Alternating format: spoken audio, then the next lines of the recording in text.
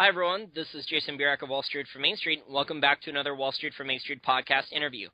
Today, instead of doing a normal interview with a special guest, Mo Dawood and I are just going to talk about some important topics we see going on in the markets that we think our listeners should be aware of, and we're just going to go back and forth with some commentary and questions to each other and things like that. So, Mo, thanks for coming on the podcast with me. Thank you. It's been an interesting last couple of weeks, especially what's going on in the Middle East and what's going on in the gold and silver market and the currency world. But let's first talk about the ongoing currency war. We've been talking about the currency war for about 2 years now. There's a lot of interesting development in the last few weeks, especially in the developing world like India, South Africa, Brazil, China, and Japan. Their currency lately has been devalued a lot, and I think you sent me an email last week saying that the currency for South Africa, India, and Brazil, and etc., all their currency devalued by 40%. And just yesterday, the Indian rupee went down 4%, just in one day alone. And since March of 2013, they have lost 30% of the global purchasing power, which is very interesting.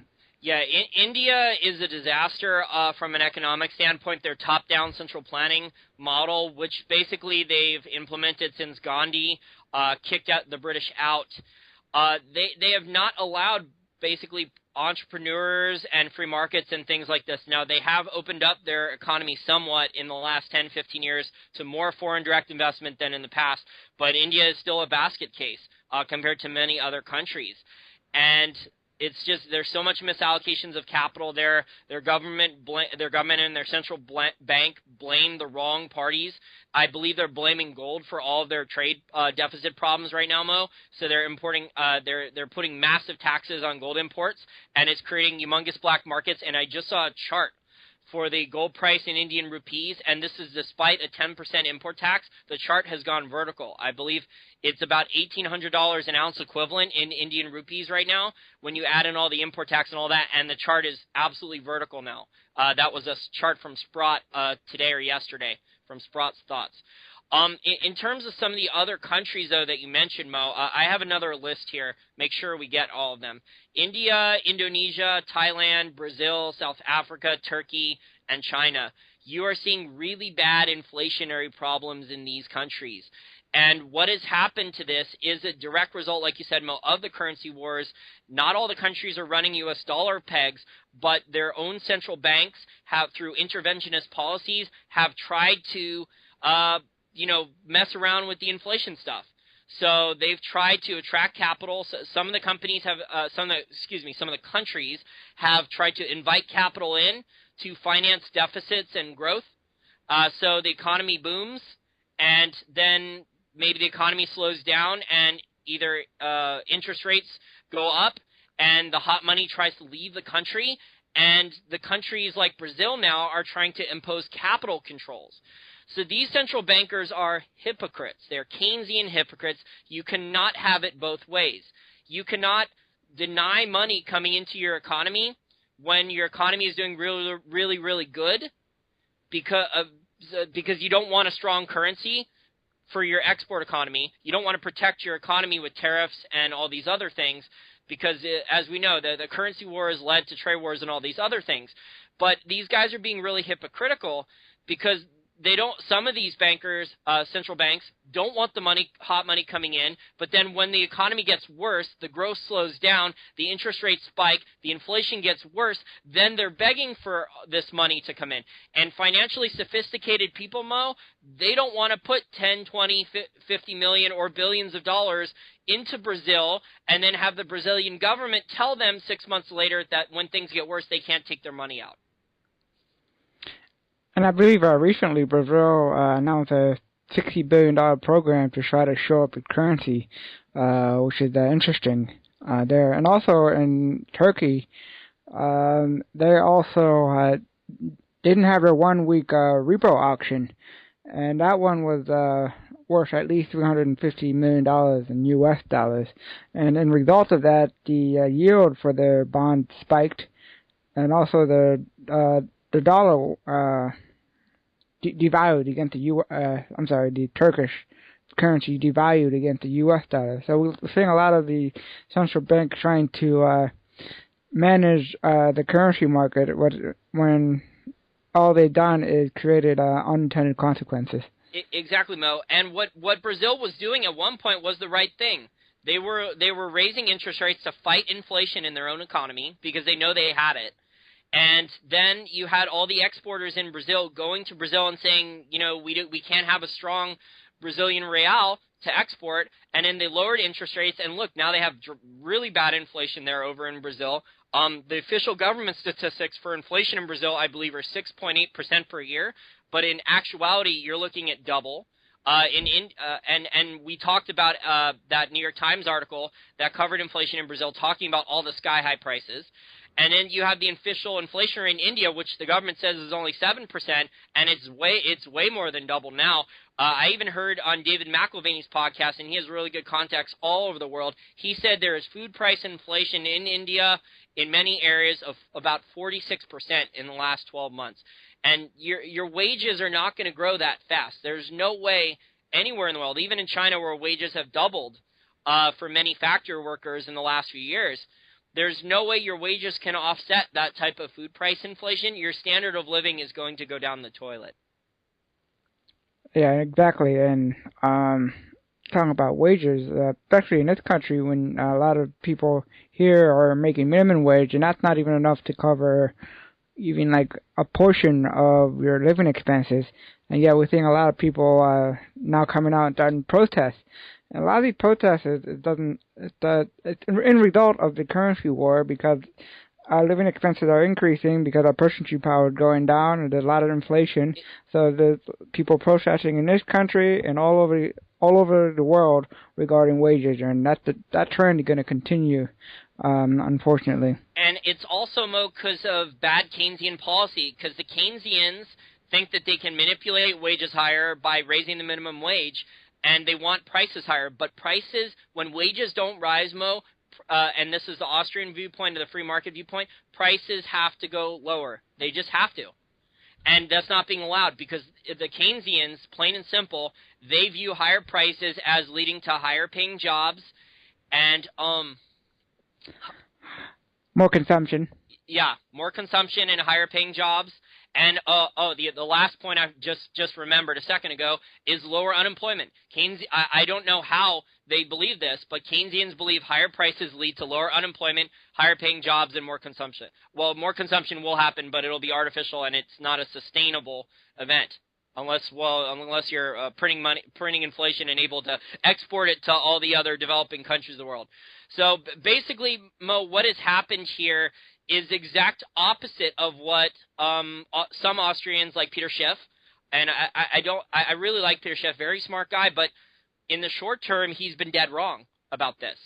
He was saying like people need to get into emerging markets. They're going to be a lot better off, and the emerging markets are just getting trashed because they're importing all the U.S.'s inflation. So the question is then, what's going to happen in the next couple of years in terms of this? Are we going to have collapses in these developing economies, or are the central banks finally going to start doing the right thing and not playing games, lowering interest rates? Are they going to start fighting their inflation problem and actually stick to it? Because as I said earlier in the podcast, you had Brazil at one point, they were doing a good job fighting their inflation problem. And yes, they had hot money come in. And yes, that did help them finance some government deficits, et cetera, and their economy was doing pretty good for a while. But now the economy is in bad shape. Commodity prices are down a lot. Their government's running deficits, and they're putting in capital controls and trying to fight their battles in the currency markets when all they could have done was just basically what Paul Volcker did, and just go and fight their inflation and say, you know what, we're going to have a strong currency. We're going to fight inflation. We want our citizens to have a minimum of purchasing power. We're not going to try to hurt our own citizens, raise their food prices and gas prices and all those things up drastically when wages aren't rising. Right, and I think the first currency that could collapse soon, we talked about this before, is Japan.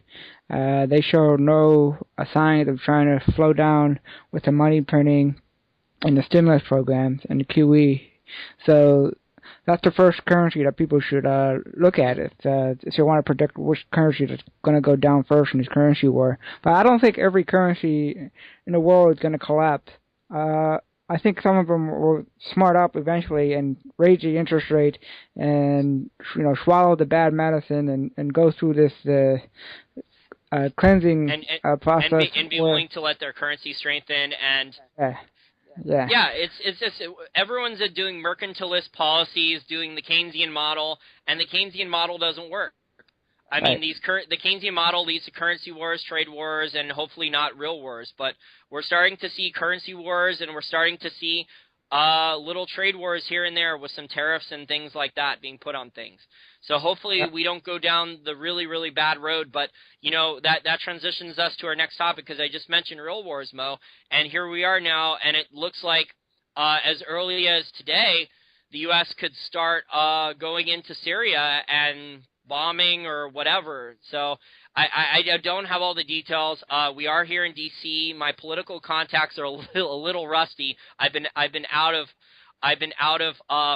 was a political science major undergrad, so I've been out of the political game talking and learning about people for a while because, I hated it. When I was in there, I hated it. There was so much lies and BS and all this other stuff, and that's when I started to wake up. I looked behind the curtain like in The Wizard of Oz or like, you go into a factory or something, your favorite product, and you see how disgusting it is to make it or something.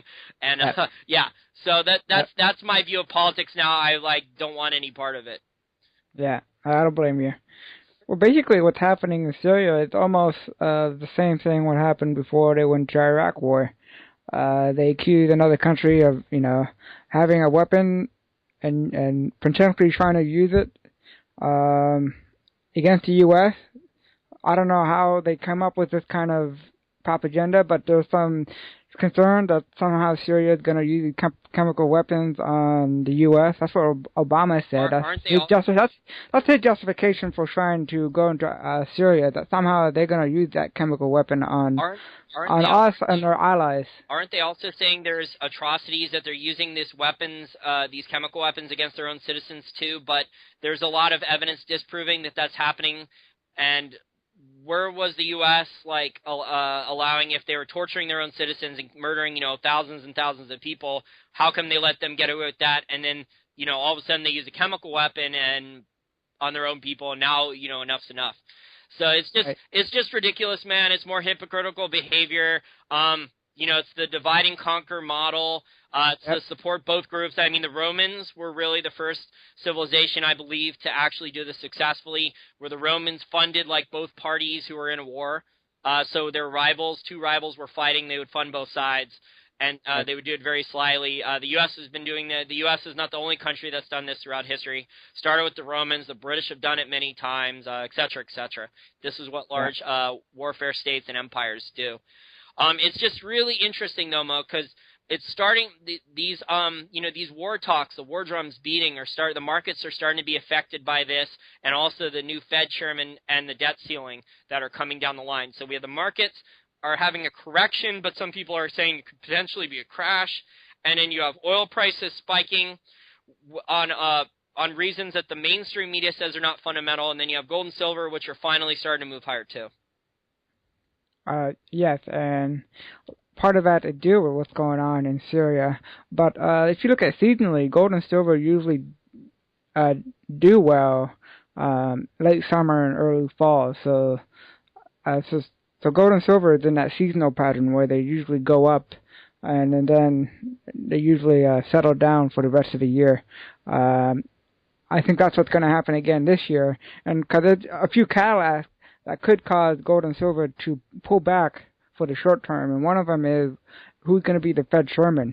Is it going to be Yellen or is it going to be Summers? A lot of people think if Summers gets the job, gold and silver is going to correct because he's not a money printing QE guy. Even though he's still a money printing QE guy, I don't believe that. Now maybe he's not as crazy as Yellen, about all the different jobs programs Yellen would come out with, but I still think he's a Keynesian at the end of the day. Yeah, I agree. I still think he's gonna continue the same type of program that Bernanke did as of today. And another catalyst that could cause gold and silver to pull back is that the end of the year, we're usually the past few years, gold and silver historically pulled back, so I had mentioned before. So that's another catalyst that people should look for as well. Yeah, and if I could add one more point in there, Mo, about gold and silver, why we might temporarily have a little bit of a correction here in this uptrend that started. And by the way, for our listeners out there, I think the odds are really high that we put in a long-term secular bottom at the end of June for gold, silver, and the miners. So we're still in a long-term uptrend again. We're back in the long-term uptrend, but we might have a little bit of correction here. And one of the reasons, besides the ones Mo just added, is that the Indian government, because they've been doing such stupid behavior, they may be forced to sell all their gold or lease it out. So that temporarily could slow down the gold market. I mean, we could see China buy all of that gold. If it's like 400 tons, we could see them buy that in a month or something like that, maybe even a week. But it might slow things down just a little bit, but that gold will be quickly absorbed by China or Russia or another country running a trade surplus that's managing its current account better than India has. India has done a very poor job in terms of allowing entrepreneurship and private investment in its economy. I really don't like the job that India's done. Right. But if for some reason we happen to get ourselves into another world war, then all bets are off. I think gold and silver will just shoot up Same with oil. to the roof. But I don't think that's going to happen. Public opinion about going to Syria, it's somewhat negative. Most of them don't support intervening in Syria, unlike 10 years ago when most people supported going to Iraq. So I don't think this will blow up. But Mo, the political powers that be, the central planners, the people who have the most power, a lot of them don't really care about the polls that much, especially ones that are not like the president and stuff. And it might not even be the president making a lot of the decision. This could be like the Council on Foreign Relations or the Joint Chiefs of Staff. You know what I'm saying? So those guys aren't elected officials, right? So those guys, they don't have to worry about an election cycle or things like this. And our listeners, there was an interesting video that was posted on Zero Hedge and on Michael Krieger's Liberty Blitzkrieg blog earlier this week. It was about General Wesley Clark, and he was talking about how at least 5 wars were planned, and Iraq was only the first war. And this was planned years ago. So we might be seeing this play out now. It's looking like we already went into Libya, and we already changed out that crackpot dictator, right? The puppet that we put in, right? So it looks like Syria may be next in line. Or one of the things about Syria, Mo, also that's behind the scenes is follow the money. And I think there's an important natural gas pipeline that Syria wants to put to go all the way to Europe, right? And the Saudis don't want that pipeline to go, right? I believe the guy who's next in line to take over for the Saudi royal family after the guy who's very old, I believe he's in a coma right now, the head of the Saudi royal family is in a coma. The next in line has said repeatedly that he's told the U.S. that he does not want that pipeline built. So this could all be over a natural gas pipeline among one of the many other things, et cetera, et cetera. Yeah, most wars recently have always been about natural resource, either oil or the pipeline that we just talked about, or even gold. There's a lot of talk out there that the reason why the U.S. wants the Libyan dictator out is because he was thinking about switching his currency to a gold standard, and the U.S. didn't like that because they, had the petrodollar, and they wanted to keep that going. So there's a lot of talk out there that they wanted him out as well. So there's a lot of stuff out there. And who knows what the U.S. true agenda, but they're saying that they're going in there for the humanitarian crisis. I don't buy that. Yeah, I don't buy that either, Mo. Maybe that's a secondary or tertiary reason at most, but it's going to be mostly about money and natural resources, or power or control over the natural resources, or dividing the region up so the U.S. can divide and conquer the Middle East. Yeah. And also to maintain the petrodollar, because the U.S. maintaining its world reserve currency and maintaining the petrodollar are absolutely important. The most important things to the U.S. is economic financial empire. Oh yeah, because if we are no longer using the petrodollar system and we're no longer the world reserve currency, then all the inflation is going to be imported back into this country, and that will not be a pretty sight for this economy. Yeah, I agree. The economy couldn't handle it. In fact, Mo, it's barely getting on now. They're barely able to convince many professionals that the U.S. economy is still recovering. I still hear a lot of Wall Street professionals say the economy is recovering, housing market is doing pretty well, but you're starting to see things drastically slow down in the last couple months, and that's just because the interest rates on the 10-year, right, went from 1.4 to 2.8 in only 2 or 3 months. Yeah. Yeah. So a 2% for our listeners out there, watch some very important statistic besides watching the oil price and gold and silver price and general stock market indices is the 10-year interest rate yield. That prices almost everything else in the world in terms of debt, credit card, etc. It's right up there with LIBOR, and the 10-year rate moved a lot. It basically doubled in the last 3 months or so. So it has come down a little bit, but it's signaling the bond market could be in trouble then. That the bond bull market, which lasted since 1980 when Paul Volcker did the right thing and started fighting inflation, raising interest rates, etc., etc., the bond bull market's basically over. Exactly. So to sum up what we just discussed is that for the rest of the year, people should look out for the oil price. Potential spike is the conflict in Syria. Yeah. Go ahead. Okay. However, if the oil price, I'll just give some educated guesses here. If we get to 135 to 150 on Brent, let's raise it a little bit. Let's say 145 and above on Brent, and 125, 130 on WTI. That could potentially crash the economy, war or not. We could have a full-blown crash, a la 2007, 2008. When the oil price spiked to 140 a barrel, 148 was it in 2007? Yeah, 148. Yeah, and then the economy started to crash after that. So I mean, consumers in general, the jobs they have, most of them are temporary jobs, or most people in the United States are barely making $30,000 to $50,000 a year working their butt off at a full-time job. And even here in the D.C. area, and we talk about this a lot, the Washington, D.C. metro area, for our listeners, has one of the lowest unemployment rates in the entire country.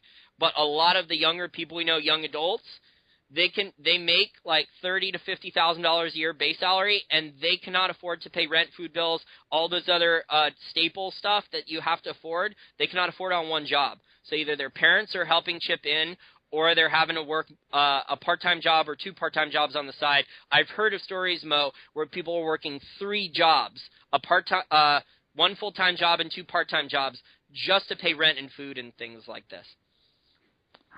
Well, I'm not surprised to hear that, because in this area it's very expensive to live here. But this is where the jobs are, though. Yep, So yep. yeah, so here in Texas. Well, and North Dakota. Yeah. Another thing about the jobs thing right now is that 18% of all the full-time jobs that have been created in the last 4 years have all been out of Texas and North Dakota for the shale boom. So, like we've talked about at length about the employment situation, you have technology jobs, the biotech, the 3D printing, the software application jobs, the big data jobs, the cybersecurity jobs, et cetera, et cetera. Those robotics, those industries are all doing very well. Okay, and the shale boom is doing very well, although another podcast maybe talk about how in terms of the whole world oil supply, the U.S. shale production hasn't even raised the world oil production. It hasn't even raised it 5%. I'm not even sure it's raised it 1%. So it's helped the U.S. It's helped our trade deficit. It's helped keep oil prices down. It's helped the U.S. not import as much oil, but it's not helping the world oil supply problems in terms of total world oil production on an annual rate. So it's just a lot of things going on right now. It's a very interesting time we are living through. And yeah, and also we post an article on our fan page when we're talking about people that are struggling with their jobs, and a lot of people are going on welfare rather than working full time in a lot of states because they get paid more on welfare rather than working, which provides a disincentive for people to go out there and work or become entrepreneurs. They can just sit on their butt and collect a paycheck from the government. Yeah, and the only entrepreneur that I've heard of, like a really amazing story that turned their welfare check into success was the J.K. Rowling lady, the lady who wrote the Harry Potter books. She was on welfare, and she didn't want to be on welfare, which was the whole point originally of the welfare program. It was to just help you get back on your feet. Yep. So you could learn a job skill, go back to technical school, or complete your college degree or something to get a high-paying job, not be completely taking the money for years and years and years and years and years. And worse than just that, Mo, right now, once people's unemployment are done and they're switching on to welfare programs, but they're also faking disabilities. The amount of people on disabilities has spiked rapidly in the last couple of years. So this is all the Keynesians' fault. This is all the people, the progressives, ideals who want massive welfare programs. It's sending incorrect signals to the economy, to the individual person there, to the potential entrepreneur, to market participants, as the Austrian school would say. It is sending incorrect signals of what to do. Because if it's easier, Mo, for me to make $50,000 a year or more signing up for 10 government programs, and they're not going to check if I'm telling the truth or not, than it is for me to find a full-time job, which one are most people going to pick? They're going to pick the welfare program. Yeah, exactly. They're going to go the path of least resistance, right? And working a hard job where you're only going to make $30,000 to $40,000, maybe $50,000 a year, and it's going to be really difficult. You're going to have to go in there, work extra hours, maybe work on the weekends. A lot of Americans they're not willing to do that anymore. Yeah, and in 13 states, welfare pays more than $15 per hour. That's more than what you make working at McDonald's or any other fast food industry. So you could see why people are switching to welfare rather than going out and looking for full-time job, which is affecting the unemployment rate, because the way they calculate the unemployment rate is whoever is actively looking for a job is not employed or considered unemployed. If you're unemployed and you're not looking for a job and you're on welfare, they don't consider you unemployed. So you're seeing the labor participation rate go down, and by now I think it's below 60%, and that's what is causing the unemployment rate to go down. Not that we're creating a lot of jobs, it's that people are not looking for jobs anymore. Yeah, and this is why, Mo, the economy is not going to fully recover. I just don't see people, a large amount of people, willing to sacrifice and work in the private sector and try to, go for it, take calculated risks and stuff like that. Now, we're going to have certain sectors improve, but the majority of sectors are not. And it's just because, the Keynesians, the central planners, the politicians, they're pandering to popular support, and they're going to try to raise the minimum wage laws. And like we said in this podcast, and if you're Austrians, you don't want the minimum wage laws raised, okay? Let labor go to its free market price, but what we need to happen is prices have to fall. We need deflation of prices. We're seeing this in consumer discretionary items. You're seeing this at Joseph A. Bank. You can go get 3, 4, 5 suits for the price of one, where even 5 years ago it cost you the same amount of money for one suit. That's how markets should work if they're run efficiently. But the Keynesians won't allow it to work because they want all the prices to go up. So we need the politicians are not going to be able to force wages higher without dramatic repercussions hurting the private sector. We need the prices to drop on everything. And that's how, because then it'll incentivize people to work hard and save, because if, your dollar buys you more, you're going to want to go earn more dollars, right? And when your dollar buys you less, right, there's no incentive to work as hard as much, although, because you're going to feel depressed because you're going to be like, well, I'm working twice as hard and my standard of living's dropping anyways. And that's essentially what's happening right now. Yeah, and I saw a picture on Facebook that said, the McDonald's dollar value would go from $1 to $1.17 if wages for the workers go from, minimum wage to $15. But I think they're missing the point here, that if you increase the price, that means it's going to affect McDonald's bottom line. And what are they going to do if the profits go down? They're going to start laying off people. So that's an unintended consequence. And also, you make, even though this food is unhealthy, poor people buy it because it's cheap. So then it's not helping the poor people because now it's becoming more expensive. And so they're going to stop buying McDonald's. They're going to look for something else that's cheaper. maybe ramen noodles or something. I don't know. Yeah, But or dog food. yeah. I'm sorry, but we're having people just make really tough times that people can barely scrape a meal together right now. So it's just Yeah. really sad what's going on. Yeah, so there'll be unintended consequences if they raise wages for these people, and they somehow think it's going to help the economy. It won't help the economy. Yeah, they think the revenues are going to stay the same or go up, and the revenues, like you said, Mo, could crash because at the margin, the marginal consumer, the person who goes to McDonald's, might care about that extra $1 or $2 move in the price, and that could stop a lot of sales. Yeah, exactly. So just to wrap up our podcast, we talk about the currency war, and we talked about how a lot of the developing countries' currency are starting to devalue in a rather fast pace, like just as India lost 30% of purchasing power since March of 2013, thanks to inflation and people dumping their currency and buying gold right now. And also in Brazil, they're rolling out stimulus programs and capital control. That's causing a lot of unintended consequences in that country, as well as in Turkey, Indonesia, and other developing countries as well. And this is surprisingly, Mo, driving a lot of investment capital here to the U.S. There is tons and tons of flight capital leaving the developing world, leaving Japan, leaving Europe, leaving China, leaving the United Kingdom, and coming here to the United States and buying up real estate for all cash. I just saw an article today that said about half of all real estate purchases recently were done in all cash deals, no financing. This is all foreign money, not really American money. Yep. The West Coast is benefiting from that. Las Vegas and California real estate has done pretty well lately because of that. But is it sustainable? That's the question. Or is this probably not? Or is this the early stage, as I've been saying recently, the early stages of the crack-up boom, where all these $9 trillion, more than $9 trillion, that's been printed and held outside the United States by foreign savers in foreign central bank vaults is finally starting to come back, and it's going into our asset markets first. Right. So we talk about the currency war. We also talk about the geopolitical risks that's going on around the world, the war in Syria, and how that's going to affect the economy, especially for gold and silver and oil. Yeah. So if there's a conflict that comes on in that region, we should expect oil and the precious metal to go up. And right now, gold and silver is going up right now because of seasonally. Late summer, early fall, it usually goes up. So this is a seasonal pattern that we're seeing in the market.